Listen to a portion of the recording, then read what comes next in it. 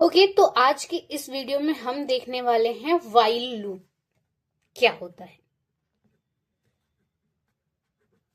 ठीक है, तो अब व्हाइल लूप के बारे में जानने से पहले कि ये काम कैसे करता है हम जान लेते हैं कि लूप क्या होता है। ठीक है, अब लूप के बारे में सबकी अलग अलग डेफिनेशंस होगी। ठीक है, सबके अलग अलग पॉइंट ऑफ व्यूज होंगे। यहाँ पर जो लूप है उसका सिंपल सा मतलब है कि एक ऐसा प्रोग्राम जो गिवन कंडीशन तक बार बार बार बार बार बार चलता रहे।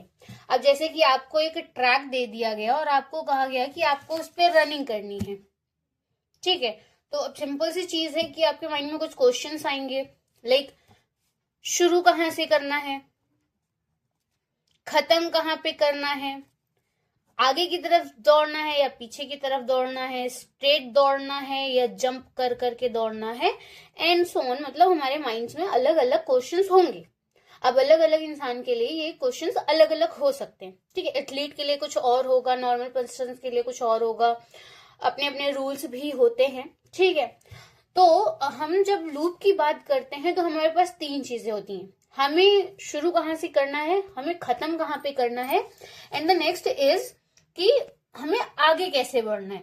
ठीक है, तो लिखने का तरीका क्या है, व्हाइल, फिर आप यहाँ पे पेरेंथेसिस लेंगे। ठीक है, ये वाले जो ब्रैकेट्स होते हैं हम पेरेंथेसिस कहते हैं। इसके अंदर हम क्या करते हैं, कंडीशन पुट करते हैं। ठीक, पेरेंथेसिस को क्लोज करते हैं एंड देन यहाँ पे आते हैं हमारे कोलन। ये जो सिंबल्स हैं ये हमारा कोलन कहलाता है। अब इस कंडीशन के दो रिजल्ट हो सकते हैं, या तो ये कंडीशन ट्रू हो सकती है और या तो ये कंडीशन फॉल्स हो सकती है। ठीक है, एक कंडीशन के दो ही रिजल्ट हो सकते हैं, या तो वो ट्रू हो सकता है और या तो वो फॉल्स हो सकता है। ठीक है, अब इस कंडीशन के ट्रू होने पर या जब हम ये लूप चलाना चाहते हैं, तो जब हम आगे बढ़ते हैं तो हम क्या चाहते हैं इस लूप से, कि उसे कुछ प्रिंट करना है।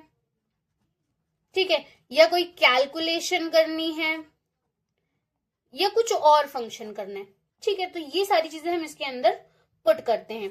तो ये था हमारा सिंटेक्स। ठीक है, व्हाइल लूप का सिंटेक्स था ये हमारा। क्या करेंगे, व्हाइल, और एक चीज का ध्यान रखना है कि जब भी हम लूप्स के टर्म्स को लिखेंगे, लाइक व्हाइल है, फॉर है या डू व्हाइल है, तो वो पूरा का पूरा स्मॉल लेटर्स में होना चाहिए। ठीक है, पेरेंथेसिस क्लोज जरूर होने चाहिए और एट द एंड आपका कोलन होना चाहिए, अदरवाइज वो आपको एरर दे देगा। ठीक है, अब आगे बढ़ते। फॉर एग्जाम्पल मैंने कह दिया कि मुझे एक सीरीज प्रिंट करानी है विच इज 1 2 3 4 एंड 5। ठीक, मुझे ये सीरीज प्रिंट करानी है, तो सबसे पहले हम क्या लिखेंगे, व्हाइल। ठीक, अब व्हाइल पेरेंथेसिस। अब देखो इन वैल्यूज को स्टार्ट करेंगे हम, शुरू कहां से हो रहा है 1 से, एंड कहां पे हो रहा है 5 पे। ठीक है, तो हम क्या करते हैं, मान लो हम यहाँ पर एक वेरिएबल ले लेते हैं।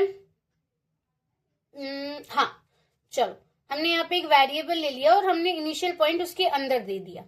ठीक, अब यहाँ पर क्या करेंगे, हम यहाँ पर बोलेंगे कि ए की वैल्यू जब तक लेस देन या इक्वल टू 5 हो। ठीक, अब देखो अगर हम ए लेस देन 5 रखेंगे तो लेस देन 5 क्या होता है, लास्ट जो 5 से छोटा डिजिट है वो क्या, 4 तक ही आएगा। बट मुझे क्या चाहिए, मुझे 5 भी रिजल्ट में चाहिए, तो इसलिए हम लेस देन और इक्वल टू 5 यूज कर लेंगे, या फिर हम लेस देन 6 यूज कर लेंगे, तो हमारा 5 रिजल्ट में आ जाएगा।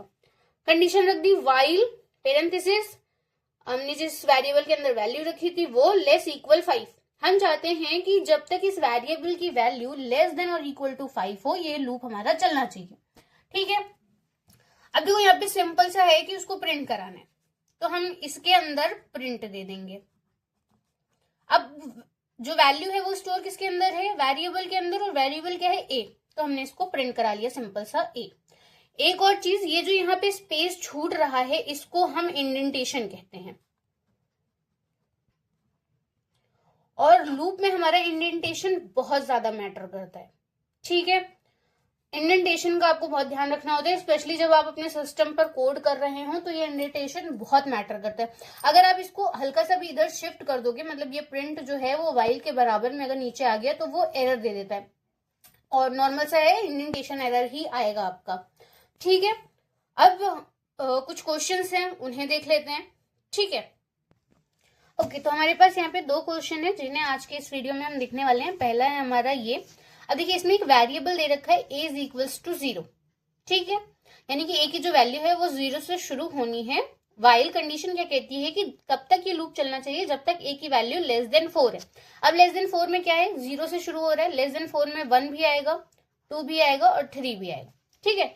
इसको प्रिंट कराना है।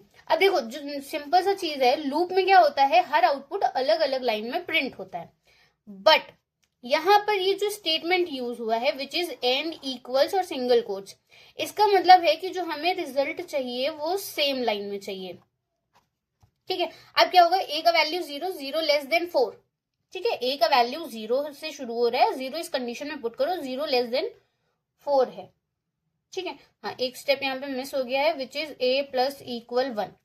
अब देखो a और मतलब a का वैल्यू 0 था, 0 लेस देन 4, ठीक है, प्रिंट कराना है a, यानी कि 0 प्रिंट हो गया। अब ये एंड स्टेटमेंट क्या कहता है कि जो रिजल्ट है उसको सेम लाइन में हमको रखना है, ठीक, यानी कि इसके बाद वाला जो रिजल्ट आएगा वो इसी लाइन में कंटिन्यू होगा, ना कि नेक्स्ट लाइन में जाएगा।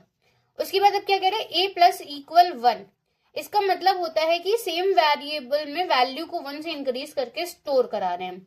अगर 1 की जगह 2 होगा तो हम कह देंगे सेम वेरिएबल को 2 से इंक्रीज करके सेम में स्टोर करा रहे हैं, ठीक है। a का वैल्यू बढ़ गया, 0 प्लस 1 हो गया, यानी कि 1 इसके जस्ट बाद में प्रिंट हो जाएगा। और ये लूप तब तक चलेगा जब तक कंडीशन फॉल्स नहीं आ जाती। जैसे ही 4 होगा, 4 लेस देन 4, कंडीशन क्या है, गलत है, और जैसे ही हमारी कंडीशन फॉल्स होगी हमारा ये जो लूप है ये काम करना बंद कर देगा। अब इस प्रिंट का क्या मतलब है कि यहाँ पर जो हमारा प्रोग्राम है वो खत्म हो चुका है, ठीक है।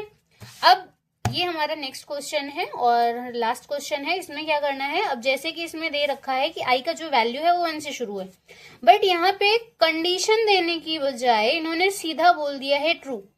अब जैसा कि हमने सिंटेक्स के वक्त देखा था कि इस कंडीशन के सॉरी 2 रिजल्ट होते हैं, या तो ट्रू या तो फॉल्स, तो यहाँ पे मेंशन्ड है जो रिजल्ट है वो ट्रू है, ठीक है।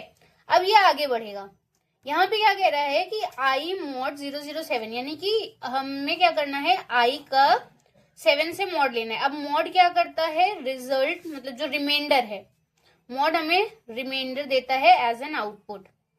फॉर एग्जाम्पल अगर 5 mod 2 कर रहे हैं तो हमें रिजल्ट में मिलेगा 1, क्योंकि जब 5 को 2 से डिवाइड करते हैं रिमाइंडर 1 बचता है। हाँ, अब यहाँ पे कुछ जो बुद्धिजीवी इंसान है वो बोलेंगे 2.5 आएगा, रिमाइंडर तो 0 है।